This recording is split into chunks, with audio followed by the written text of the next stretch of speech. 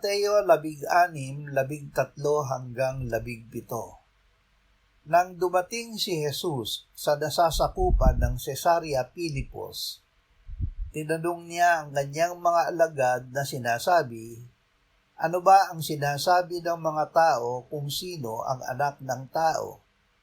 At sinabi nila, ang sabi ng iba ay si Juan na tagapagbautismo, ang iba ay si Elias, at ang iba ay si Jeremias o isa sa mga propeta.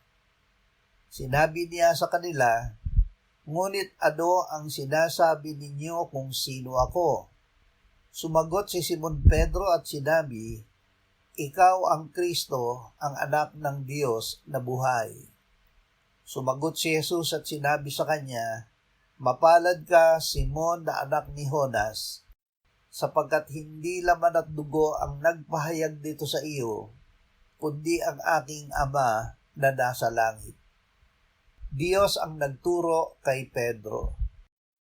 Ang natutuhan ng mga alagad mula sa mga tao ay pagkakilala kay Jesus na siya raw ay si Juan na tagapagbautismo o si Elias, Jeremias o isa sa mga propeta. Ngunit may itinuro ang Diyos Ama kay Simon Pedro. Si Jesus ang Kristo, ang anak ng Diyos na buhay. Ang katotohanan ito ay pumasok sa puso ni Pedro at ipinahayag ng kanyang bibig.